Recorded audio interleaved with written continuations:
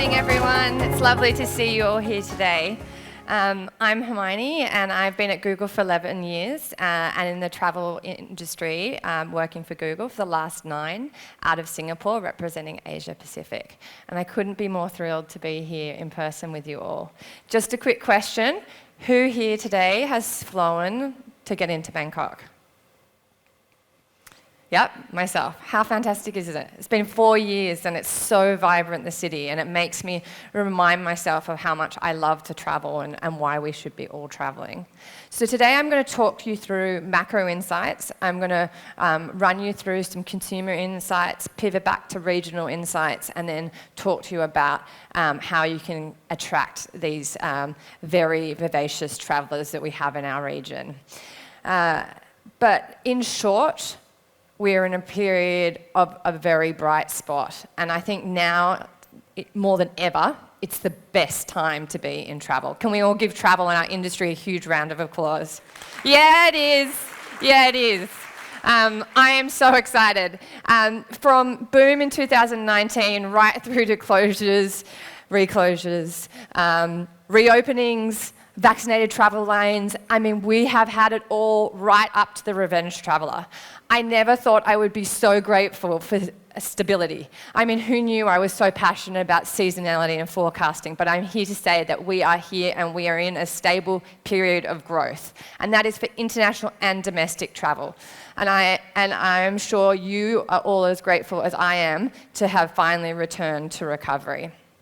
So what is search telling us about behaviours, and how does the APAC mixture of consumers and insights fare against the rest of the world? What we're seeing is, I'll say it a few times, we're in a bright spot. APAC recovery is here, and it is surpassing that of other regions. In fact, international demand for travel in APAC is now 85% higher than it was in 2019. Guys, that will print you money. And domestic is up 52%.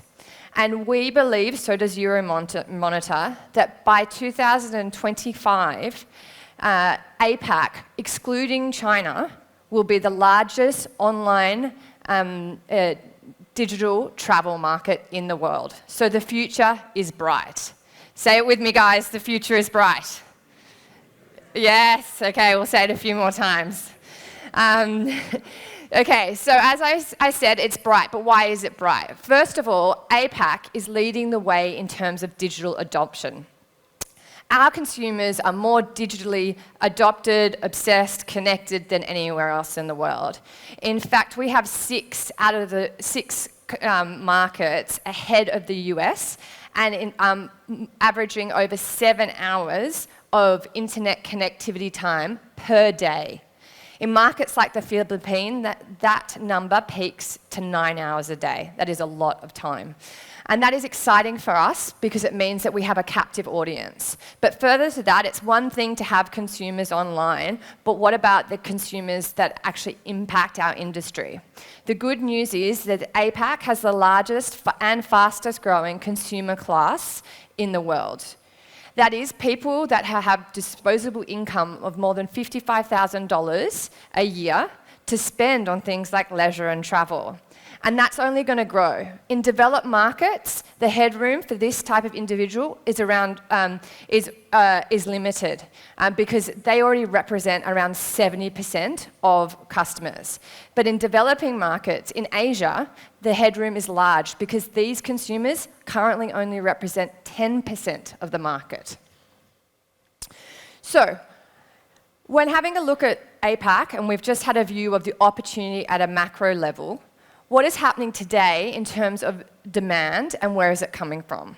What we see is that APAC represents not only a significant opportunity, but also a significant portion of the travel demand. In fact, 2 of the top 5 countries globally for demand are in APAC. No surprise, that's India and Japan. But amongst the top 20, we represent a quarter of the demand globally today.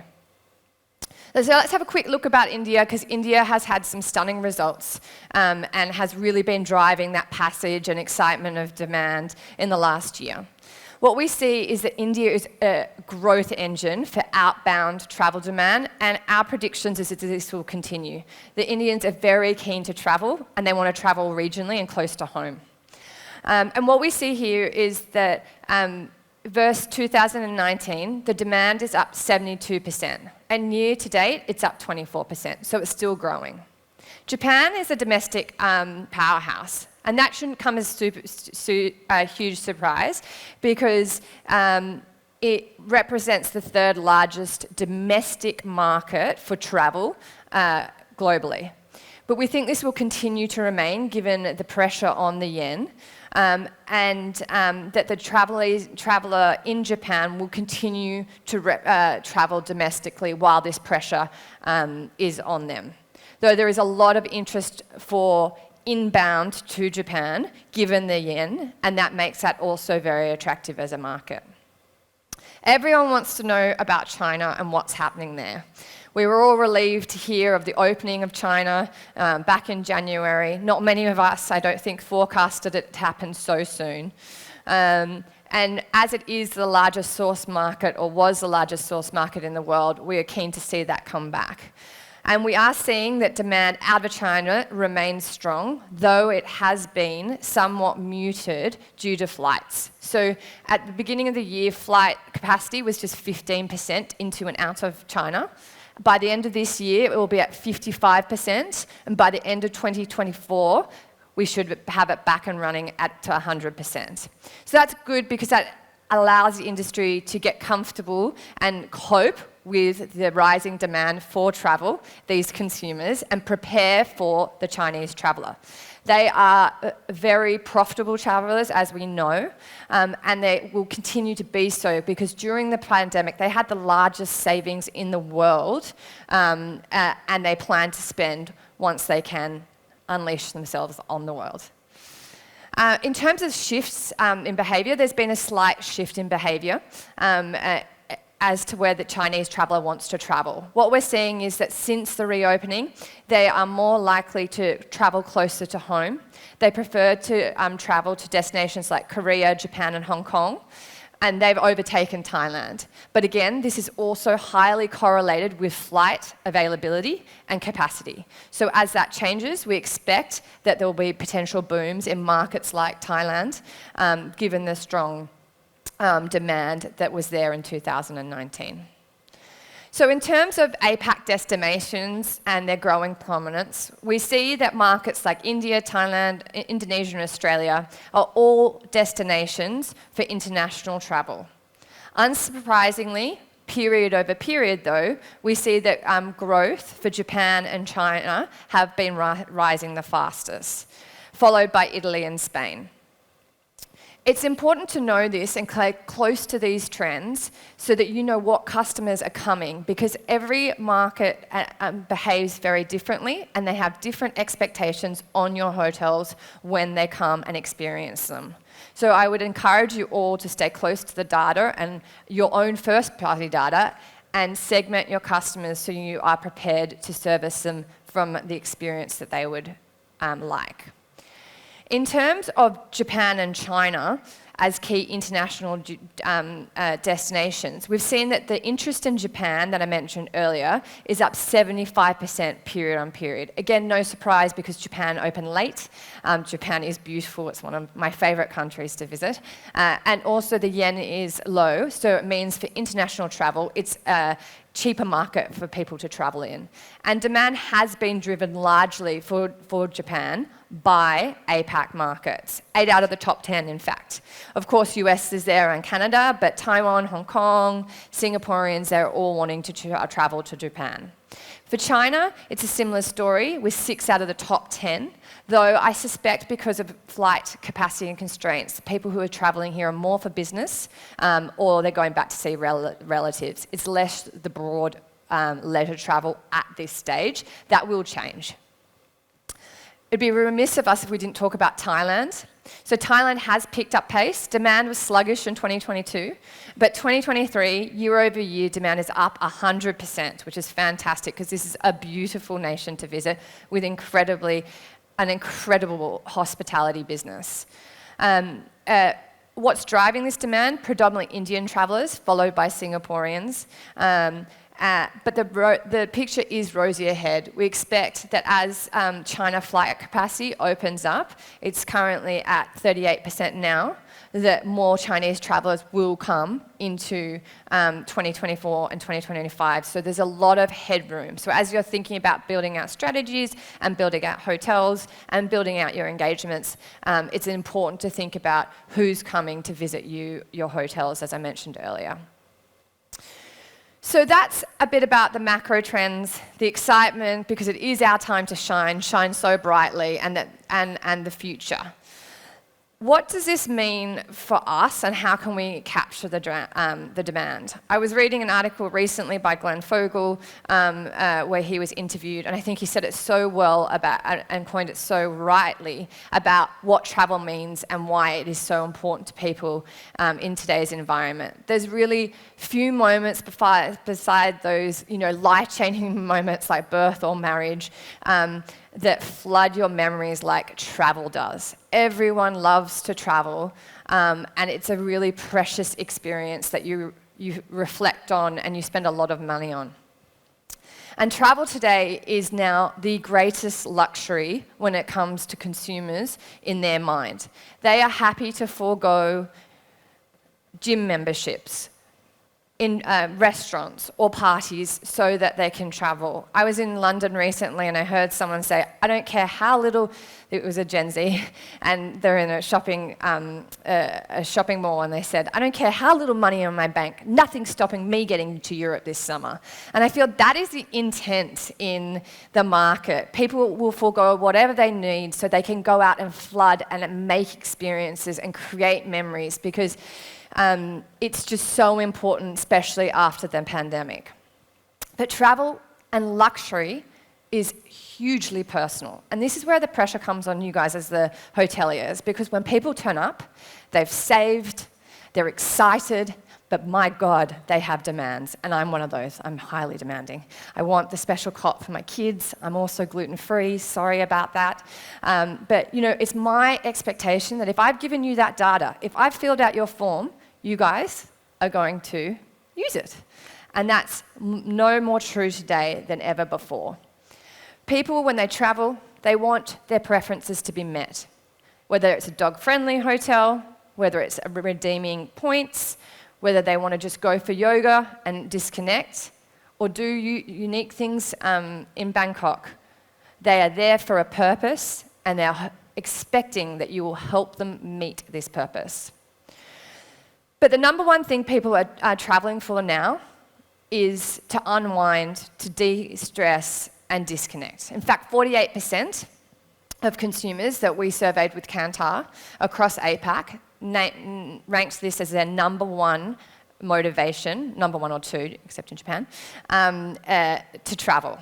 And this should really be top and front of mind in terms of how you are operating your experiences for people and presenting your opportunity for travellers or your hotel for travellers, knowing that many people are coming here looking to relax or coming to you. But unfortunately, the travel journey, not so relaxing. We've seen that consumers actually touch over 140 consumer touch points before they take flight or activate their travel. The travel journey, the booking, the planning, the dreaming, it's become incredibly stressful because consumers find this travel experience incredibly important, so they want control. There's a little bit of concern around authenticity and how real what they're seeing on platforms versus what the destination will actually look like.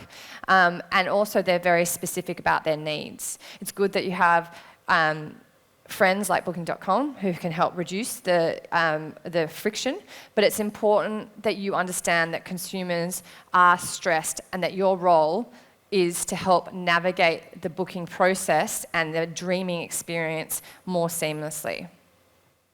In fact, in 2023, it's become 70% harder to book hotels because there is a fear of misleading information. And Southeast Asians and India said that it's too hard to book because they have too much information, which is a bit of an oxymoron because all they want is information. So they need to decide one or the other. But I think when information is not consistent across platforms, where photos are old or new, where video contents are different, or things like that, then that's what creates concern and creates this confidence gaps in consumers at their booking. So you as hoteliers need to think about that as you put yourself out on the digital platforms, and need to ensure that your digital experience is both seamless and also consistent across the board. In terms of what consumers are wanting when they travel and what helps them book, number one concern or priority is getting the best price for the best option across all segments. So we launched a consumer survey with Kantar last year, looking to see if there were any type of consumer segments that themed their way through Asia Pacific travellers. We saw there were luxury loyalists, urban traditionalists, eco-minded families, and remote seekers. They were present in all markets in APAC. And the one thing that brought them to the same place was price. They were all concerned about price, because price to a luxury loyalist probably means something very different to an urban eco-member family. And the other thing that travellers really want is personalisation, and they're actually happy to pay more for personalisation. In fact, 73% said that they're happy to pay more for accommodation platforms that give them a personalised, unique experience. And they're 80% are happy to pay more for airline that delivers positive experience. The two are obviously aligned.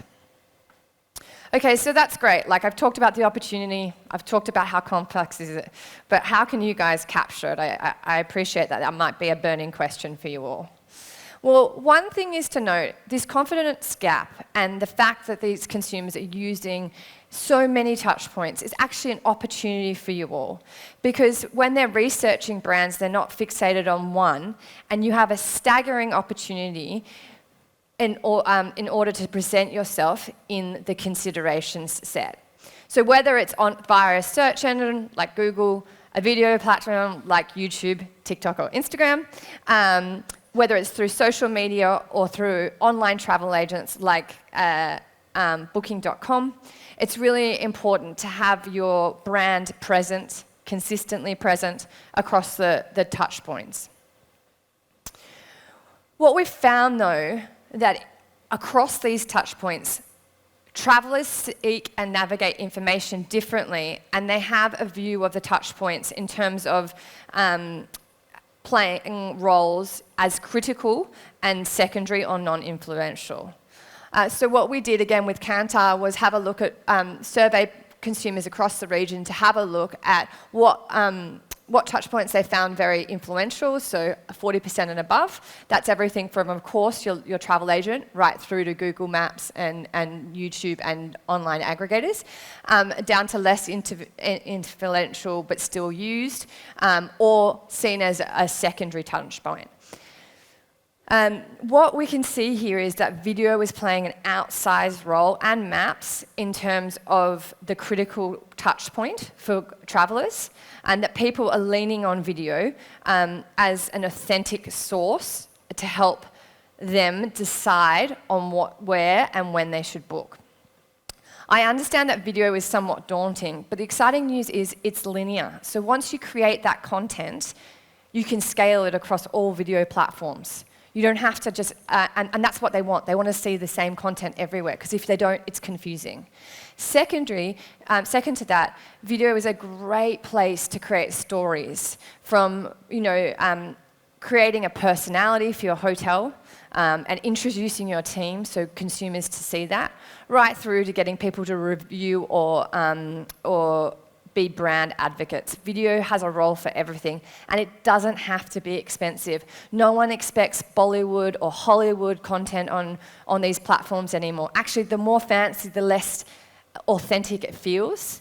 And so you can go about it and use your iPhone, use your Pixel. I'm sure everyone's using their Pixels here. And create that content and upload it and create the stories and memories and help the consumer navigate this really tricky moment and help them land on your hotel. The other ways you can help them is through, of course, search, both organic and paid. This is just an example of how Hilton, I think there's some people from Hilton here. I don't play favourites, but we did represent you. You're doing a great job. But Hilton, Bangalore, search, then you see your paid search ad. You've got your organic, which is always incredibly important. And then you have all the visual units. And this unit, because of the maps and video aspect of it combined, is a great unit to really surface your product and hotel. And then, of course, you're promoted via your OTAs as well. But make sure you have that business profile set up, and that you are really leaning into Google business profiles on maps, because it's how people find you, whether it's when they're researching or they're actually trying to use their location. I am so dependent on maps as a traveller, and I think many people here today would say the same thing. And then scale whatever you do across your video platforms to make sure that you are getting breadth and depth in terms of the consumers that you are engaging with, both Gen Z, millennials, and of course your mums and dads. So if you've got them, how can you drive loyalty? 2 ways. I've already said one, personalization. If you remember nothing, personalization, personalizations. I spoke to a bunch of travelers recently in a consumer survey experience, and the irritation of the travelers when they do hand over their information and you don't use it is strong. So if they're empowering you to use the information, go ahead and do it in your first-party manner, whether that's via email or you say, "Hello, Miss Joy, so great to see you. I see you're not traveling around with your kids today. Would you like a spa treatment?" It's very simple, it's very effective. And then instant gratification. Much like memories that we flood and travel, the consumer today wants to be able to be instantly gratified. And there's a few ways you can do that. Free pastries, free champagne, or an instant upgrade. Don't hoard. If they've got loyalty points and you can use them, you will make them so excited about being able to upgrade on the spot, or you've got a free room that won't be used, that they will share that with other people, and that will create loyalty because you made them special. So, if you remember one thing, the opportunity in our region is bright. The sun is shining brightly and it is here to stay. If you remember second thing, stay across the trends and keep up with your first-party data to know who's coming to your hotels and where they're coming. And thirdly, make sure you're present consistently across all the platforms consumers are playing with, because it will really help your brand survive. Thank you very much for listening to me, and please send through your questions. Thank you, Hermione. Super insightful, and it's great to see that you're saying the same things that we are believing, that we're also seeing. But also, I've always been saying for a long time that APAC's the place to be, and to hear it said by Google with authority that APAC is the place to be, super exciting, so thank you. So the first question, Hermione, is, can Google and Booking.com, there's always questions about data. Everybody wants more. So can Google and Booking.com expose overall demand data, trends, regional growth to connectivity partners and accommodation partners openly? Yes, we do. We already do. It's called Destination Insights. If you Google it now, you can see aggregated travel trends. It's on a 7-day aggregation, 7-day delay. And it gives you flight and accommodation broken down by domestic and international. It's basically a Google Trends for travel, and it was created here in APAC by my team. So please play around with the tool. I think us doing it together would probably result in a few privacy infringements, so unfortunately, no. Great, I'm sure they want to hear from what you've got, so that's great to see that people can go and access it. Okay. So now it's a question directly from a property saying, how can I influence travellers to go beyond the bucket list as a blank page leads to the open road and allow us hoteliers to deliver the surprise element that wows guests? My gosh, you're like a poet. What hotel are you? I want to come because the experience already sounds amazing. I think that the surprise element is knowing what they want and presenting it without them having to ask. And I know you're not a mind reader, but you do have data, or you can make intuitive guesses. So I would, like I mentioned earlier, whether it's an instant, if it's an free meal. I mean, usually it's something for free, unfortunately, but that's what drives loyalty. Or a friendly face or an extra helping hand. I think that all creates surprise moments. It doesn't have to be massive. It doesn't have to be hugely expensive. I mean, the Four Seasons does a really nice job here of having toys for your kids. And I rang them up today and said, I have 3. Could I please have 3? And they brought it to me, and I was so happy. I don't have to go to the airport. And I just wanted to be able to take that home. I'm sorry, I don't have to go to the airport and buy toys, but also I get to take something a little nicer away. That's really materialistic, but I will remember that. It's small things, and it's small acts of kindness. You know, I think people get to your hotels, they're tired, they want to be taken care of. So if you can kind of think with that mentality and go from there, even if it's like a crying baby and you go, oh, you know, would you like me to help and get a sitter? They'd just be grateful for the idea rather than ignoring them. I know I've focused on kids, but you know, I see you're traveling, you're a business traveler, would you need an extra charger? You can still charge them for it. They probably just need the freaking charger. So just thinking a little bit laterally, or maybe what you'd want in that moment, I think would be really helpful. Yeah, I think that's super interesting. Like I say, it's very personal, right? What's important to you can be very different for somebody else. And I know just to share one of my amazing experiences with service was, I was actually at a hotel, it was in Singapore, we won't name names here, but we were at breakfast, my husband and I, he put his phone on the side of the table, as we normally would, and 5 minutes later, or maybe less, a few minutes later, one of the servers came back and said, sir, I noticed your battery is very low on your phone, here's a battery pack to charge while you're having breakfast. I mean, that would make my husband so happy. And inadvertently, it will make me happy because you're probably going to take his phone away. So net, we're winning. Yeah, great opportunities for providing incredible service.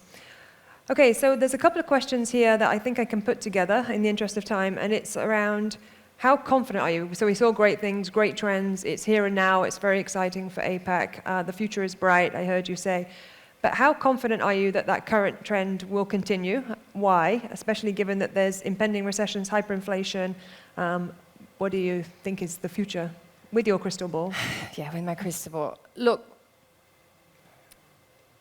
I'm risk adverse, so I wouldn't come out and say the future's bright personally, and you'll just have to trust my word by it, unless I really believed it, because I'm very passionate about this industry and I want to make sure that everyone's getting the right information.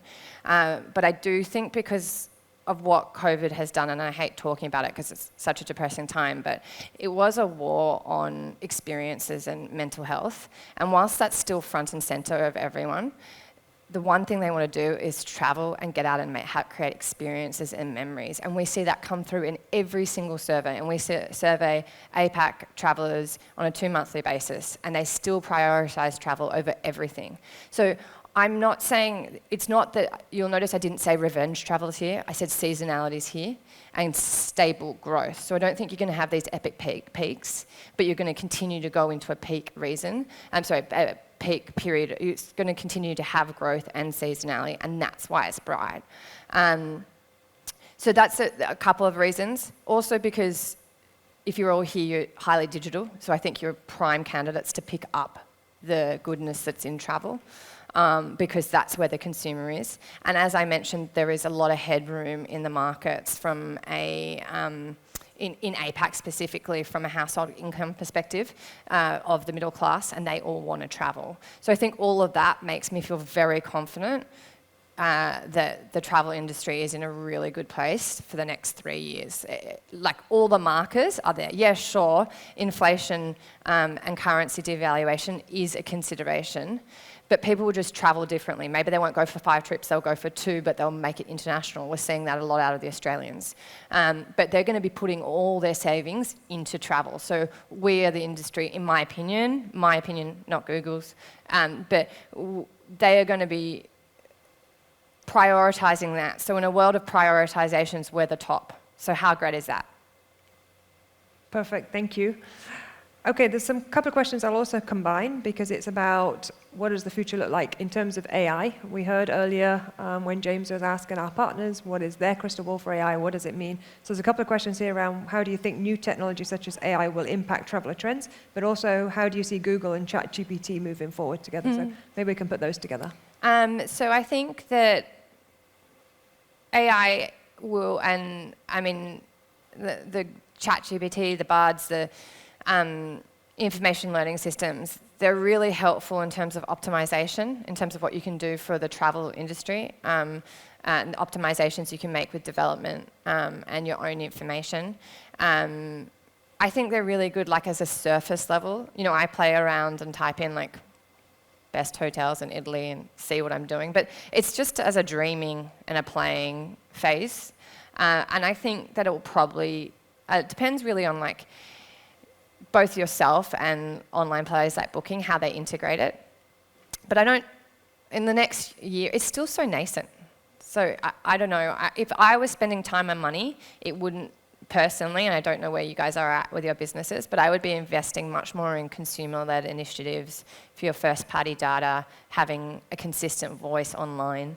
It's relevant, you need to play with it, you need to understand it, but whether it's going to be part of your first thing. And then the second question was, how do I see ChatGPT and Google? Oh gosh, I work for Google, guys. Like, if I don't believe in it, we've got a problem. So I was lucky enough to be with a DeepMind CEO recently, and he's one of the most inspiring, and that is not because I'm so important that I got to have a one-on-one with him. It was in a town hall. But he was one of the most inspiring, level-headed guys I've ever spent time with, and he made me really excited about what we could do around medicine and what we can do around streamlining operations and languages. So it made me feel very good that we were in a really well-placed place. But I'm so glad ChatGPT has come around and that there is tons of competition, because it's going to keep Google on its toes, and that's where innovation comes. So bring it on. Yeah, that's what we always think too. Competition makes us better because we continue to innovate. Okay, in the interest of time, there's one question that says, are Google Trends necessarily the same or correlated with Booking Trends? And we're going to hold that because the next panelist, we're going to talk about the Booking Trends and whether we're seeing them the same. So we'll hold that one. I would say that their bookings are one layer deeper usually, because they've got data that we don't. But yeah. Perfect, thank you. So we're going to close on this question, and you talked about the power of video. We also heard about social from both Leslie and Natalie this morning. So the one is, what do you feel about Facebook, Instagram, TikTok while navigating the sea of information? Is it influential, and how do you use it personally? Oh, so influential. But so is YouTube, and so is search. I think that it's just that, how do I use it? I don't think it's relevant, honestly, because I'm like a lean out and love luxury travel. But I use them as really dream, not book, dream research, but they steadily, as I showed on the graph, they are critical influences in my process. And then I think they're great in terms of giving optionalities and finding new users, travelers for you guys to find if they're more like a younger generation. I think they're great from a competition perspective. So I think net they're good. I like some platforms but I'm certainly not going to say it in public just because that's not cool. But I think they're really helpful. I'm dyslexic, and so I think video, and I meant to say that earlier, but video transcends languages. And so I think video is really helpful from that dream authenticity, but also language and education. And I'd much prefer to watch a video or flick through photos. I love photos. Flick through photos, then read lengthy reviews or websites. So I think that video is very powerful, and photography is very powerful for non-English speakers or people coming to your area that doesn't speak your local language. Perfect, thank you. That's a great way to close out this session. So Hermione, thank you very much. A round of applause for Hermione Joy. Thank you. Thank you, everyone.